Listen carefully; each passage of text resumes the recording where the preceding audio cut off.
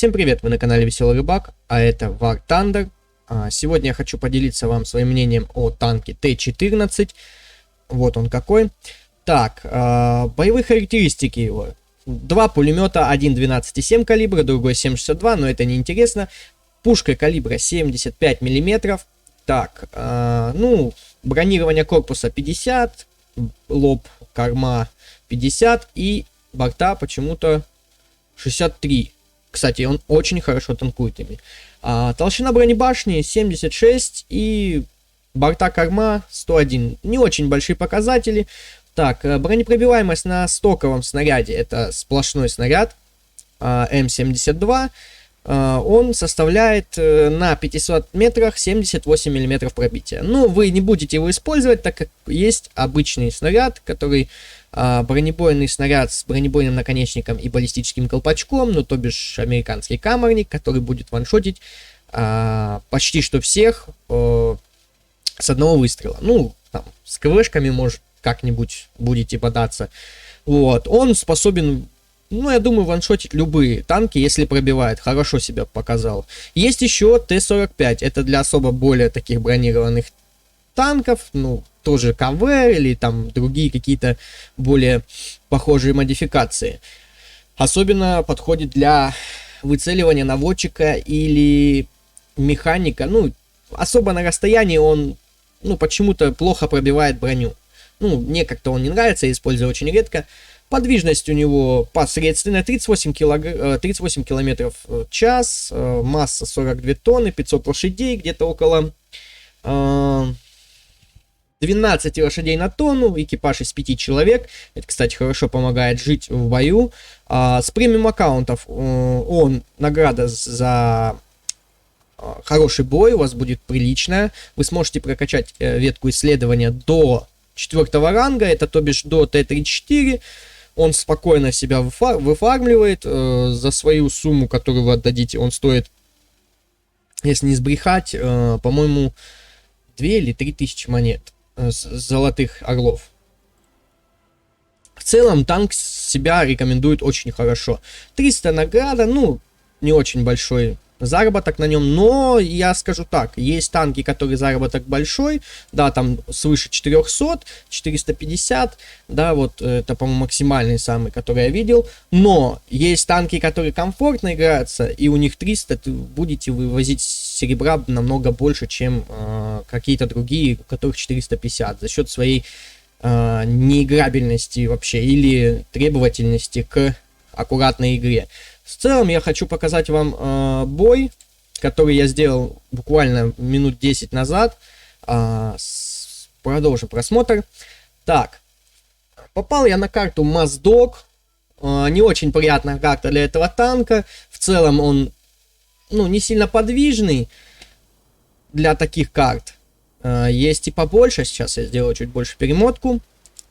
Потому что все, будем... Вот. И этот. В целом, я играю в реалистичных боях, а на повторах танки вражеские подсвечиваются, чтоб, не было вопросов, почему ты, типа, там, играешь такой вот. Вот. Вид от третьего лица. Будем проглядывать. Так. Могу сделать отдельный обзор на этот танк, если, есть желание. Я думаю, этого обзора будет достаточно. В целом бои так и проходят, если, конечно, не попадаете в самый низ списка.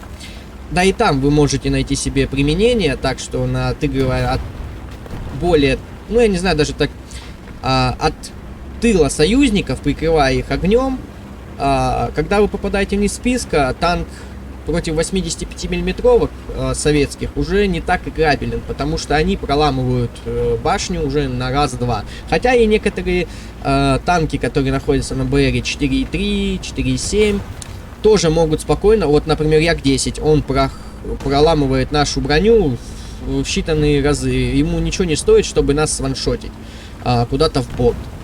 В целом, танк себя зарекомендовал, за сколько я на нем играю. Это моя фарм-машинка. Плюс я еще в сетап ставлю себе самолет П-51Н-20, вроде, если не ошибаюсь, правильное произношение.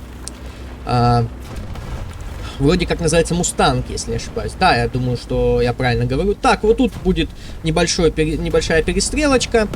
В целом с СТЗ с Т-34 экранированным. Я заметил Су-57Б, но я не стал по ней кидать, чтобы, ну, ненароком не получить от нее. Тоже 57-миллиметровка, она хорошо пробивает нас в лоб башни, даже на расстоянии 500 метров. Но ее трудно выцелить, там много неуязвимых зон, они как-то вот, ну, вроде как и есть, а вроде как они вот, если вертеть башни, то они особо никакой роли не играют, потому что нужно как-то знать, куда надо пробивать. Вот первый у меня фраг, это Т-34, которая подставилась, была наказана за свои действия. В целом бой получился очень красочный, я вас уверяю, вы посмотрите и вы поймете, что этот танк заслуживает своего внимания. Раньше он был ниже БРом, до того, как я еще не играл в War Thunder, я просто на него смотрел обзоры, когда хотел купить первые свои премиум технику, вот, первые свои танки премиумные. И вообще, если вы хотите много фармить серебра, вам нужно брать сетап еще самолет. Желательно какой-нибудь такой, чтобы он был более податлив к новичкам, если вы новичок. Для особо таких опытных игроков здесь, я думаю, ничего нового. Они уже знают этот танк вдоль и поперек, и как он себя играет, и как он вообще себя ведет.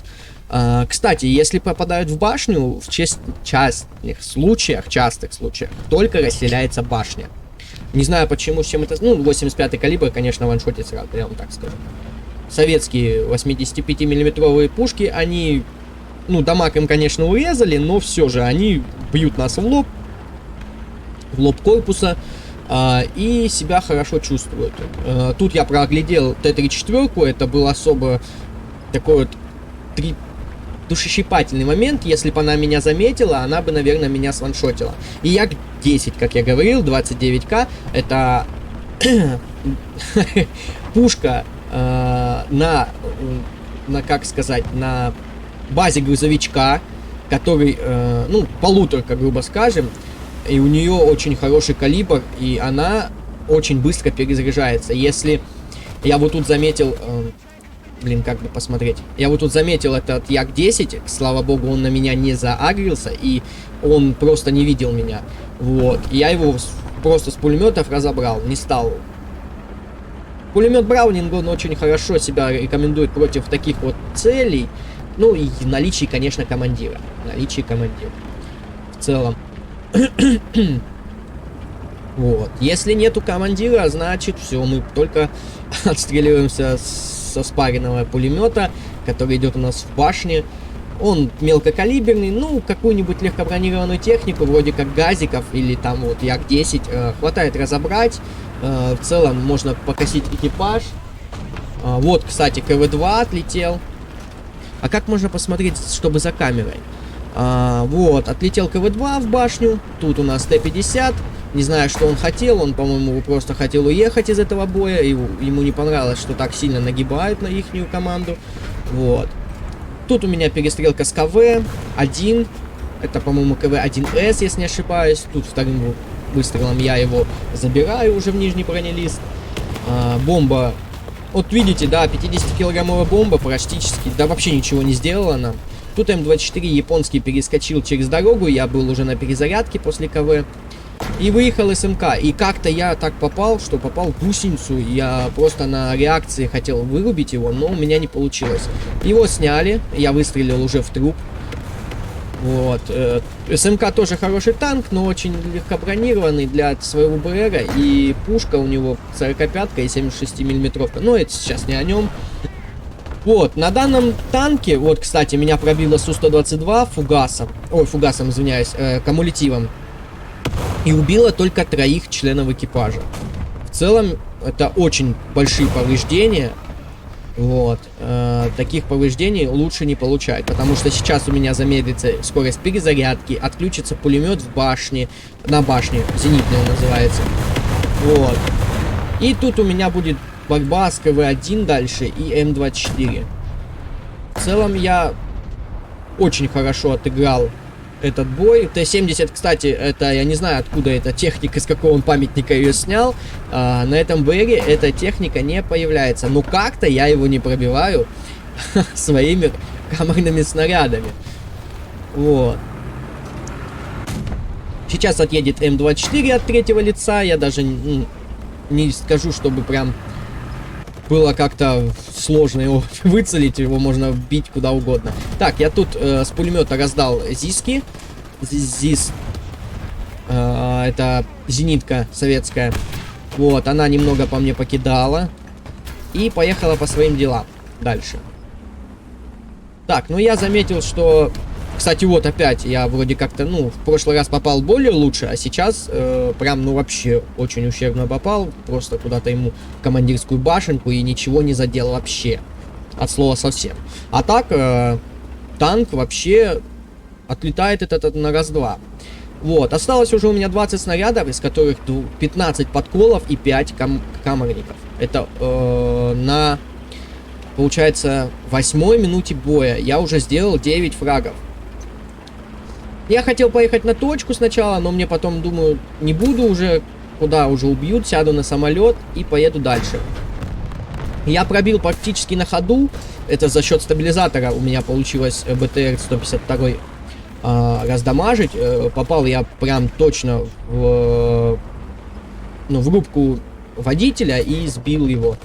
Ну, мне никак не получилось ЗИС-12 достать, потому что он был в низине, и его тут самолет просто заваншотил, так скажем. Вот, я разобрался с БТР-152. Тут Т-70 меня уже реально доколупал, и я его на ходу снял. За счет, я еще раз говорю, стабилизатора. Стабилизатор очень... У американцев очень реляет стабилизатор. Он хотя еще и не такой, как на новых, я так скажу, на новой технике, которые вообще, ну, ты можешь ехать спокойно по кочкам, и пушка вообще никуда не дернется. Нет, он посредственный, да, он на небольшой скорости как-то себя ведет более нормально, а уже когда большая скорость. Вот я, кстати, не пробил КВ в щечку башни, это было странно. Тут я по Як-10 пытаюсь раздать, но у меня не получается. Вот. Она как-то в низине, и пулеметные патроны просто не достают до нее, они над ней пролетают. Сейчас с КВ мы будем тут бодаться очень сильно, потому что два тяжеловеса, так скажем. Я сбил ему гусеницу, это все подколы, они очень себя плохо ведут при пробитии при бронепробитии. Как-то странно. Они вроде как и осколков не дают, и пробитие вот такие вот с нюансами очень сильно путают. И хотя у них хорошее пробитие, но они на расстоянии как-то себя ведут по-другому. Плюс еще, если попадать в какие-то скосы или какие-то непонятные, ну, другие, и тем более в экраны танка под уклоном, это очень влияет на их пробитие. Они очень сильно теряют кинетическую энергию при попадании некачественном. Тут я с мелкокалиберного пулемета раздал Як-10, он уже не заберет меня в этот. Хотя очень хорошая пушка, если бы он повернулся вовремя, а не просто ехал бы куда ему там вздумается, он бы мог меня забрать, потому что у меня осталось 2 члена экипажа. Перезарядка, как видите, у него 4,2 секунды, а так это еще не на экспертах. Танк я только не начал играть, тут меня забирает Т-44 СТЗ. Все, мы сейчас пересаживаемся на самолет, и мы не менее эффективны будем на нем, очень эффективный, я так скажу. Самолет называется П-51Д-20НА. Это у нас Мустанг. Да, это Мустанг. У него есть в подвесах Нурсы, но они очень такие посредственные. Стрелять из них, во-первых, неудобно. Я особо тоже не приловчился с них. Но у меня есть 2000-фунтовые бомбы, которые дают понять любому противнику, что он зря вообще выехал на открытую местность. Попадать ими особо не нужно, я так скажу. При попадании рядом с танком даже хватает взрывной волны, избыточного давления и всего-всего, что нужно, чтобы раздать этому противнику люлей. В целом, этот самолет маневренный, подойдет для, ну, не то что новичков, более уже чуть опытных пилотов, те, кто уже не один, так скажем, бой вышли в вираж, и те, кто понимает, какие самолеты лучше атаковать, а какие лучше пропустить, и дать им возможность пройти над вами и зайти им уже в тыл. А маневренность у самолета хорошая, на закрылках он хорошо держится, 400 км в час, даже вот я разворачивался, было 450-470 вроде как, и закрылки даже не мигнули, то бишь закрылки крепкие, можно использовать при виражах на хороших скоростях. Вот, для упреждения ставлю 600 метров, пулеметы, чтобы стрелять комфортно, вот.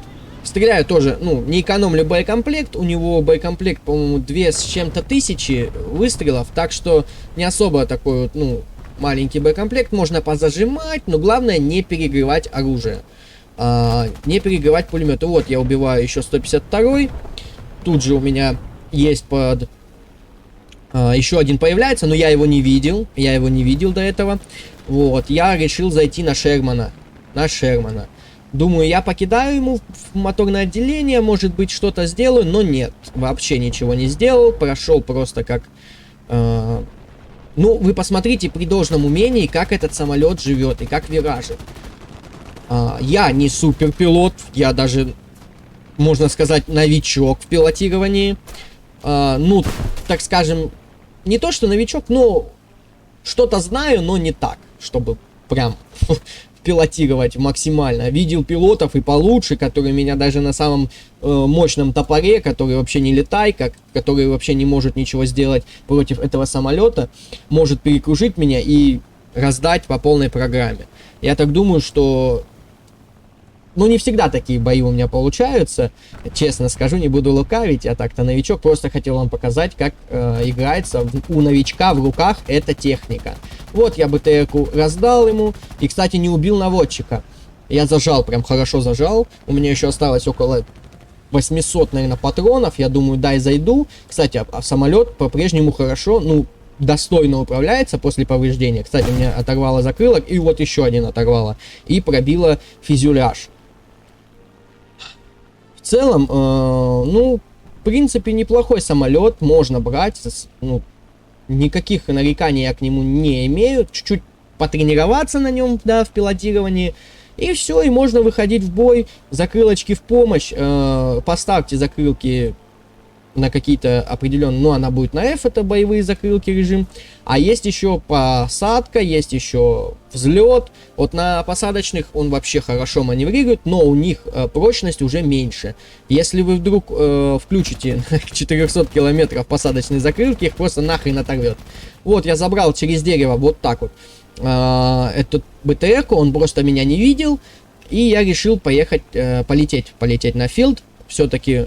Или нет? Нет, я сейчас развернусь, и я посмотреть хотел, есть ли еще на филде какие-нибудь зенитки, чтобы их раздать. Я думал, ну, убьюсь и все.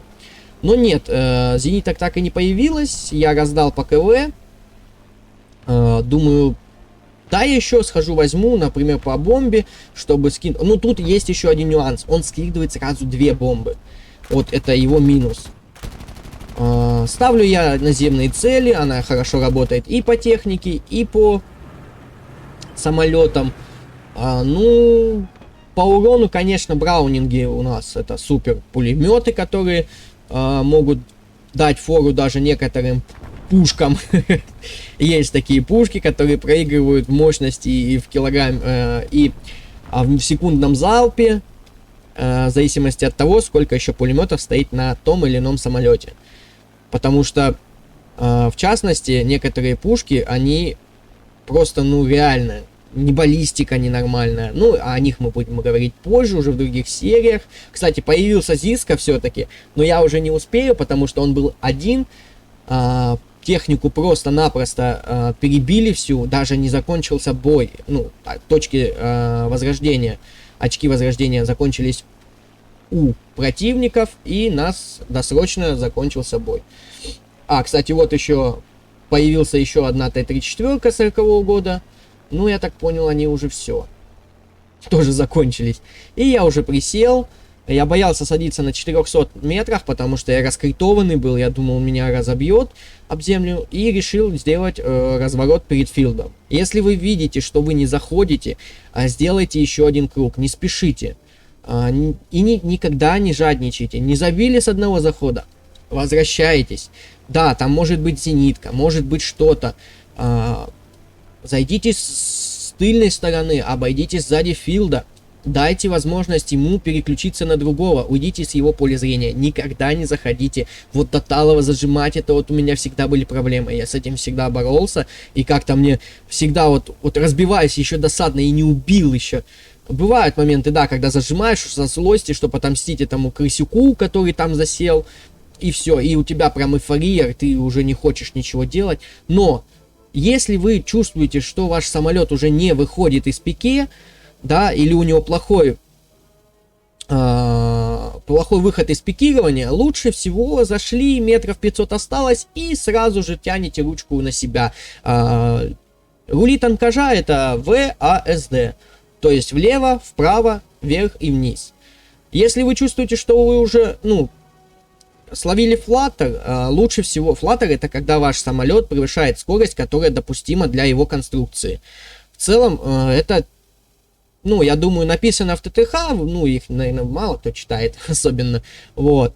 В целом, этот самолет, я думаю, что не особо подвержен флаттеру, потому что мы респаемся на 1200, 1300, где-то вот так, и с этого расстояния с этой высоты мы долетаем как раз до поя столкновения и в целом можем комфортно уже штурмить. У нас же есть два подвеса. Вот. За этот бой я получил в целом битвы. Вот. Я накопил 5000 опыта на P6. На P51 и на Т-14 еще 3800 опыта. По фарму вышло 100 тысяч. И 14 тысяч опыта желтого. Я не знаю, как его переименовывать. Вот. В целом, с компенсацией затрат на починку техники и восполнение боекомплекта вышло 99 691 монета и 8978 опыта. Это уже на прокачку. В целом, очень хорошие результаты. Самолет фармит тоже достойно. Вот у меня с премиум аккаунтом 700% фарм. Плюс еще 515% опыта. В целом, 710 километров. Это его прочность. Я думаю, никто не достигнет его. Это на высоте 7600 метров. Максимальная высота 12. Мало кто поднимается в реалистичных боях совместных на такие высоты. Это, мне кажется, бесполезно будет. С такой высоты штурмить вы просто не сможете никого разглядеть. 1000-2 максимум хватает вполне. Здесь находится 6 пулеметов Браунинг с боезапасом 2000 снарядов. Так, и 1000-фунтовая бомба 2 штуки. Все, есть еще в подвесах вот нары. Хвары, извиняюсь, хвары. Сомнительный урон. Здесь есть М8, у них по пробитию они проигрывают хварам, да, и плюс еще у них, по-моему, меньше килограмм взрывчатки. Кило 95, а у этих, да, у них меньше взрывчатки, пробития меньше, в целом, если честно, мое мнение, эти ракеты говно. Я пробовал, мне не понравилось. Вот 2 плюшки кидаете, и все, у вас заканчиваются бомбы. Вы начинаете штурмить наземку, если есть таковая. Если есть в воздухе, завязываете маневренный бой. Но, скажу честно, никогда не маневрируйте с японцами. Японцы здесь это просто, бобры перекручивают. Это вообще какие-то... это я такой, может быть, пилот, как говорится. Но в целом самолет достойный. Танк достойный. Вообще очень хорошо показывает себя в боях. Да, некоторые бывают ваншотят его под башню. В целом вот броня. Вот сюда вот залетает боеприпасы от 3-4, КВшек, всяких 76 миллиметровых этих снарядов. Ну, а в целом здесь у нас достойная броня, 101 мм под уклон. Где-то приведенка приходится на 150-160 мм. Но есть еще уязвимая зона вот здесь. Здесь она не пробивается стоковыми снарядами КВ, 3/4, но пробиваются зато хорошо от 85-го калибра. Конечно же, пулеметная щель. А так, в целом, корпус не подвержен большим таким пробитиям. В целом, в корпус мало кто пробивает. Ну, я говорю, выше 85-го калибра. И все, и понеслось. В целом, советую. В этот сетап можно поставить еще М1, М4А1 с 76 миллиметровкой. Очень хорошая техника, мне очень нравится. Это Шерман литой. Броня у него посредственная, вообще ничего почти не держит. Ну, маска орудия хорошо себя чувствует. Но если будете как-то подрамбовывать или вертеться, может быть, 76 миллиметровки советские не будут пробивать. Но пазики немецкие будут шить вас как ни к чему. Зато вы можете ответить уже 76-миллиметровым дрыном, у которого есть снаряды. Модификация, так, снаряды М62, которые пробивают 150 мм в упор и 133 на расстоянии 500 метров. Есть, конечно же, еще зенитка М42, очень тоже хорошо себя рекомендует против уничтожения наземной техники для диверсионных таких вот фланговых маневрах. Ну и соответственно, здесь больше особо нечего поставить. У америкосов на 4.7 почти что нет техники. Есть 5.0, 5.3, 4.7, 4.3 и все. Можно поставить М10 GMC, у него 76 миллиметровая пушка, но я выбрал лучше М4. Это катанный Шерман, 75 миллиметровка, которая такая же, как на Т-14, но у него уже есть дымы, есть арт-удар. Чего нету у этого дымов, а у этого ни дымов, ни арт-удара. Ну, как говорится, нагиб за бабки и так уже. В целом, очень хорошая техника. Советую, рекомендую. Есть еще, ну, я не думаю, что можно еще взять бобра. Ну, бобер это такой класс техники, на котором надо уметь играть. В целом, я поставил еще один, если, ну, надоедает на П-51, я беру вот этот самолет. Здесь 4 20-миллиметровые пушки с запасом 924 снаряда. Очень хорошо работают по легкобронированной технике, разрывают самолеты. Очень хорошо себя рекомендует. Плюс у него еще неплохая маневренность и скороподъемность. Очень неплохая. Это Корсар. Вот. Это палубный, да, он вроде? Да, палубный самолет, истребитель. Очень хорошо рекомендую тоже себя в маневренных боях, но не тогда, когда вы потеряли энергию. Как только вы теряете энергию, он начинает уже пыхтеть, пердеть. Можете поставить П-63, тоже очень хорошо себя зарекомендовал. У него 3 500-фунтовые бомбы, из них я делаю 2 фрага точно. 2 фрага точно, они сбрасываются по одному. Так, ну, если вы желаете какой-то из премиум аккаунтов, не советую, не понравился мне этот самолет, премиум техника. В целом, вот этот самолет находится на 4-м ранге, даст прокачку вам до 5-го включительно, это вы можете прокачать вот это все, вот до сюда, до фантомов, то бишь почти топовых. Да, почти предтоповые фантомы, А10, до них. Будете гонять на каких-нибудь F4 фантом, ну и ранние реактивы все. На этом все. Подписывайтесь на канал, ставьте лайки, пишите в комментарии, что вы думаете по поводу лично моего мнения. Никого не заставляю, никого не агитирую. Если есть желание, вы видели, что он творит в боях. В середине списка тоже можно найти себе применение, и внизу списка тоже. Если вот брать, например, здесь, да, ну пробития может не хватать, можете подобрать к нему вот этот. Здесь пробития хватит, чтобы даже, мне кажется, ваншотить тигра в лоб. Пробивается все, но никогда рамбует. Всем спасибо, всем пока. Подписывайтесь на канал, ставьте лайки.